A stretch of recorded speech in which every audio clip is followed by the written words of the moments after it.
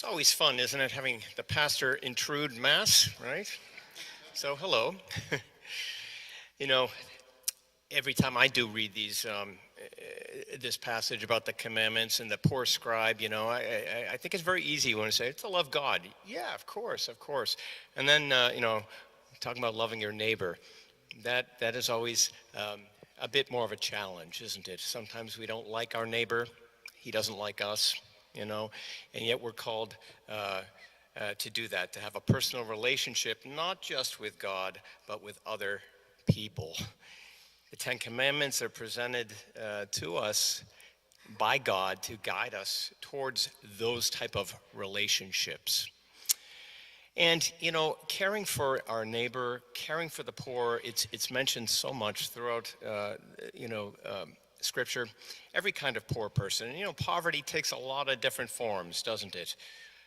Loneliness, someone who's not popular, maybe, someone who's an outsider, someone who doesn't know Christ. One out of every lines in the gospel is some type of command from Christ to take care of the poor. And it's something that we don't do, or we really can't do, alone. Christ desires all of us to be part of his body, this thing called the church, imperfect as it is. It's our one means of getting a little closer to know God and his mysteries, and to support and be with one another in following Christ forever. And then if that wasn't enough, we're also told to have a heart of compassion. This many times is very challenging, right? Criminals have friends too, right? They help out each other, Another example, anyone can write a check, right? Give to the poor. But if it's not coming from the right place, if you're carrying a bit of anger or hatred or arrogance inside while you're doing that nice thing, we're really failing Christ. We have to be careful to make sure we're doing the right things for the right reasons. I've just been here a short period of time at Saint Michael's, and I'm literally amazed at everything you do here to sustain a very vibrant faith life. I know Saint Michael's provides so many activities and ministries. In the next few weeks, they're really kicking into full gear. So many programs, so many things, outreach programs to the community, social outreach, maintaining the parish facilities. That also requires consistent financial support. I believe in this past week you've all received in the mail an annual report. It talks about our OCP, the Offertory Commitment Program. I know you're familiar with this. It provides us a means of eliminating second collections throughout the year here at Saint Michael's. And when we're planning and trying to budget what we can do in the year ahead at Saint Michael's, this OCP allows us to be able to budget, and it's really good to know where the assured funds are. I'm sure when you walk in every week, you look around and at the grounds and you see a lot of things that need repairing, that need fixing, and need maintaining.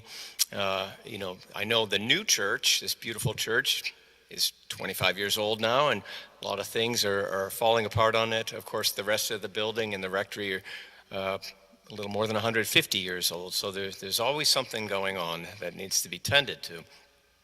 And when I first took a look at this annual fund that was sent out to you, I saw the net operating gain, a very big number. And I thought, well, great, this is wonderful. I don't need to talk. There's no need for pastor talk this year. And I was quickly told that this was really a rather fluke situation. The numbers in front of you were really due to literally two parishioners who died over the past year and left a great deal of money to Saint Michael's. So that was how we ended up doing so well this past fiscal year. I know the last few years have been horrendous for the country, for the world.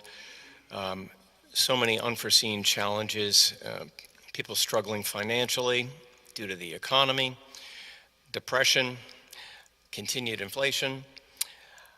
Whatever you can do, of sharing of your talent and time and resources with God's church here in North Andover, St. Michael's, and for those in need, your neighbor, is greatly appreciated and will be received with the utmost gratitude.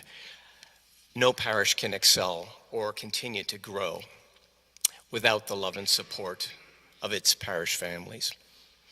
Please know that when you make a pledge, it always stays here at St. Michael's, and it's not a legal obligation by any means. You know, things happen.